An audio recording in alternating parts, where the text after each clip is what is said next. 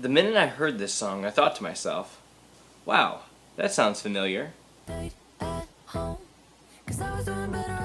The song is called Break My Heart by Dua Lipa. Today we're going to talk about the similarities between that song and another song, and why I do not think that this new song is a ripoff. Let's talk music. Alright. Well, so excuse the long hair today. We've been in lockdown and just about everything's been closed down for a while. That's not essential, and apparently getting your hair cut's not essential. And you would think that with long hair it's also not essential, but every once in a while you need a little bit of a trim. So anyways, back to what we were talking about. So just this past week or so, for the first time I heard this song, and it was very early in the morning, and I really wasn't paying attention. A little bit tired. Everything was kind of like background noise. But then I heard this very catchy part that caught my ear, and it goes like, I shoulda just stayed home, 'cause I was doing better alone. Now, if you are familiar with the two songs that we're talking about, maybe you draw the connection. I know whenever I say it, I hear the original song that we're going to talk about playing through my head, and that song's by INXS. So let's take a listen to Break My Heart by Dua Lipa again.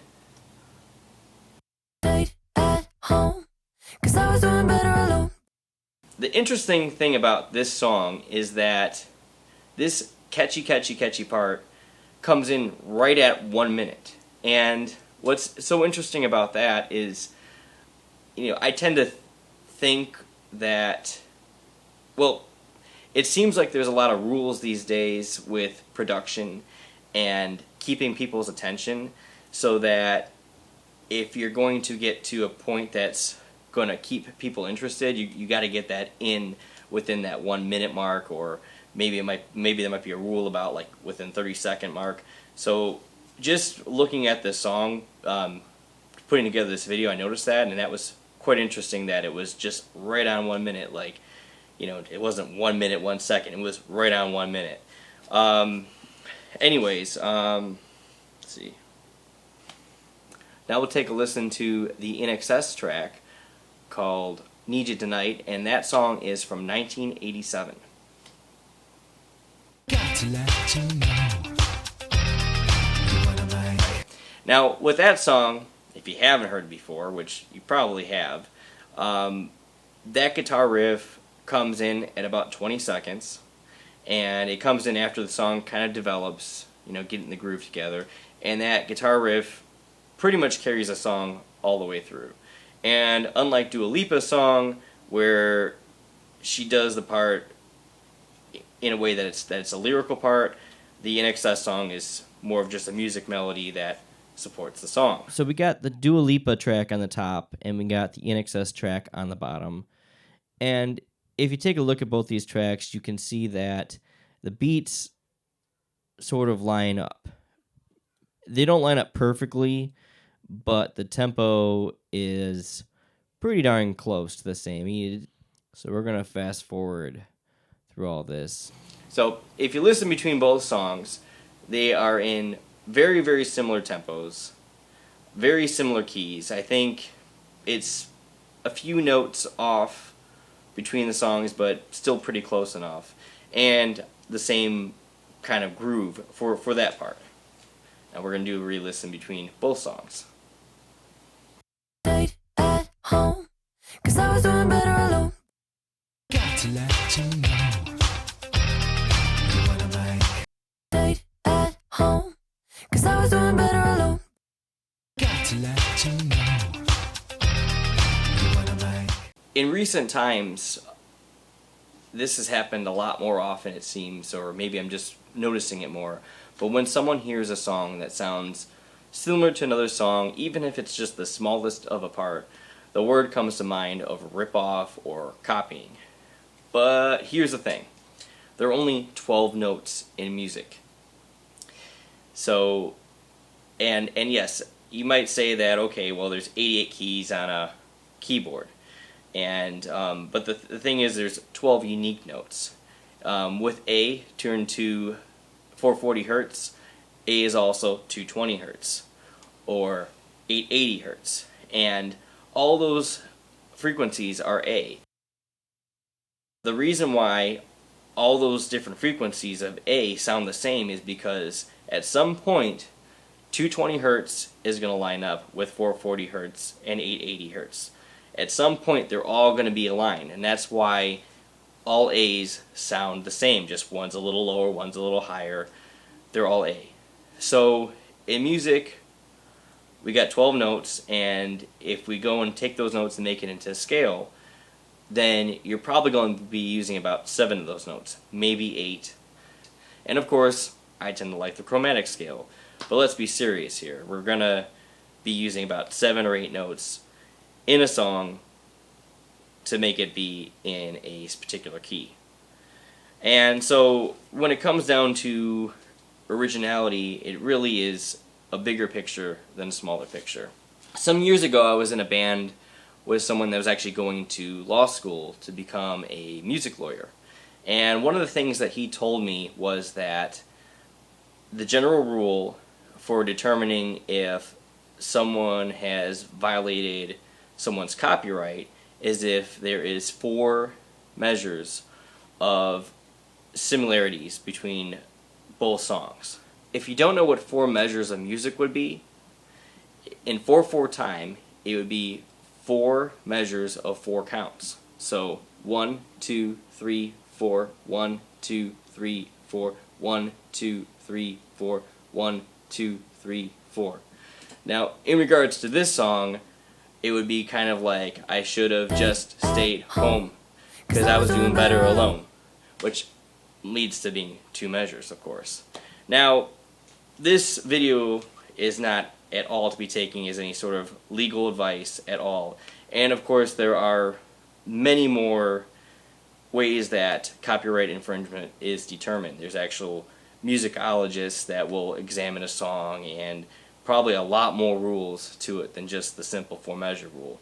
But it's a good starting point to understanding how some of this stuff is determined. Now, one of the things that come to mind relating to this is George Harrison's My Sweet Lord. You know, of course, George Harrison was a great songwriter. He didn't need to steal from anybody at all, but somehow he subconsciously had this melody running through his head when he wrote My Sweet Lord, and eventually he was taken to court for plagiarism. No, I don't want to say plagiarism. For copyright infringement. I just want to say he's taken to court. What ended up happening, at least how it was ruled and how the case went, was that George Harrison subconsciously had the melody in his head. And this melody was similar or pretty darn close to identical to the song He's So Fine, written by Ronnie Mack and performed by the Chiffons.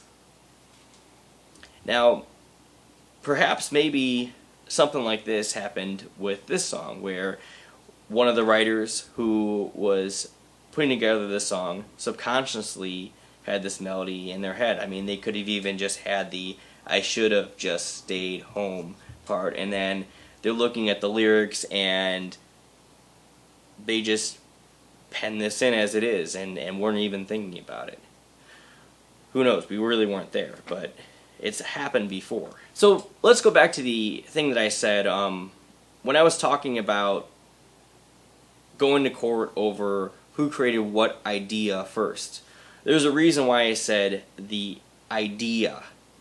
The thing with music is everything is an idea. If it comes out of you, it's an idea.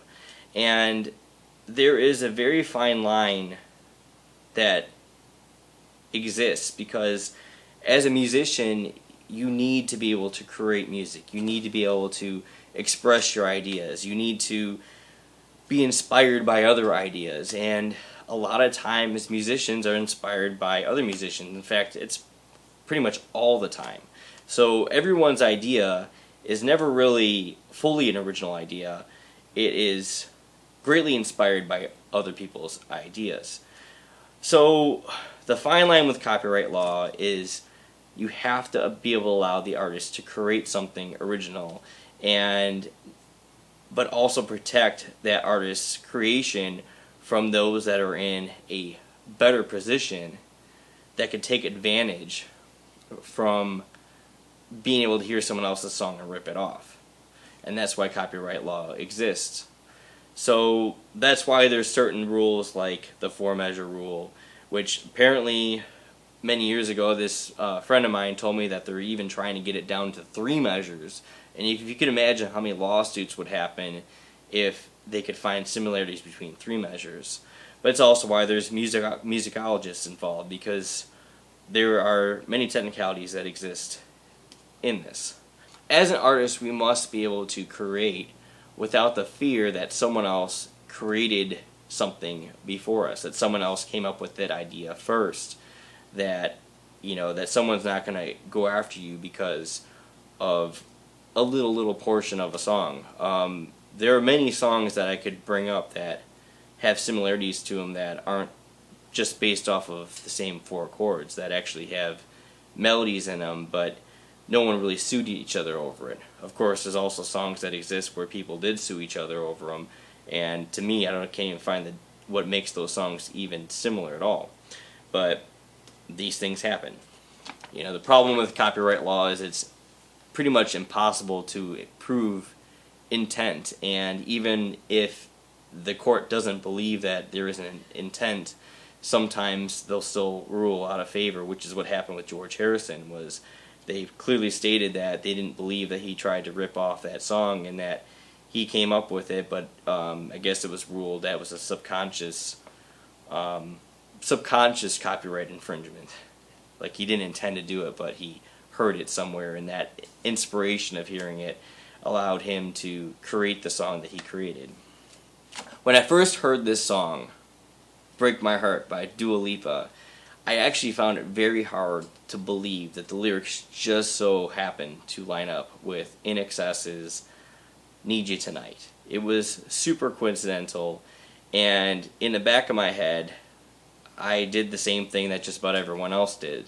I thought ripoff. I was thinking that some producer, just did the bare minimum that they could to take something and spin it in a way that would make the song be a catchy hit, because everyone knows that part. That INXS song's been playing on the radio for probably at least 30 years now. However, in doing research for this video, I came across an interesting article where Dua Lipa talks about this song, and she says some things about the writing process. Dua Lipa is speaking about her and her collaborators, and she says, quote unquote, "We didn't quite connect the dots. We were just like, oh yeah, this is great. We were on such a high and we were just working on it. And I listened back and I was like, hold on guys." And when I first heard that song, I was like, hold on guys too, because it did sound identical to INXS the first time I heard it. But here's the interesting thing, and this is why I truly believe that this is the same instance of that George Harrison went through with My Sweet Lord. She actually had her people get in touch with INXS's people and INXS, and they ended up crediting INXS for the song partially because it was the right thing to do.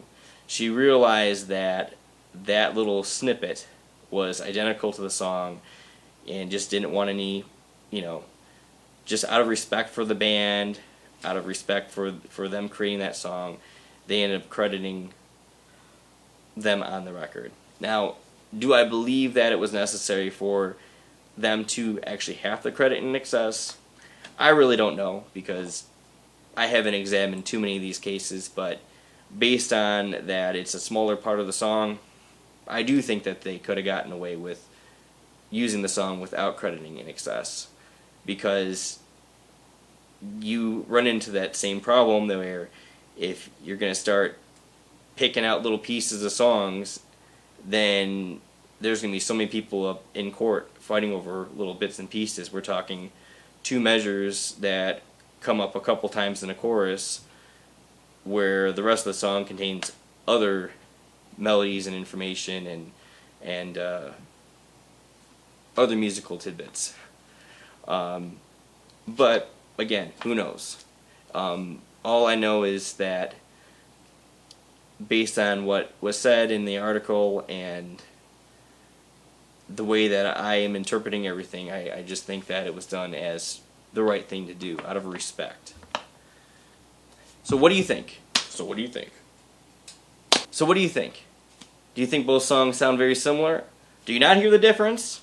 Do you think it was a subconscious writing, whatever you want to call it, grabbing, subconscious, grabbing it from the air in the mind, putting it down on paper? Leave your thoughts in the comments below. Don't forget to like, subscribe for more videos like this. You just never know what the next video that I'm going to come up with is going to be. I do a lot of videos about music and life, some family stuff, whatever. So, hope everyone's doing very well and everyone is enjoying their time during this stay safe and shelter event. I know we've been doing pretty good. So, hope everyone's doing great. I'll see you in the comments below. Thanks for watching. You're on. Alright, well, excuse the hair today. They're, I'm stuttering. Yeah, why don't you do it? Alright. You just say it on a lot.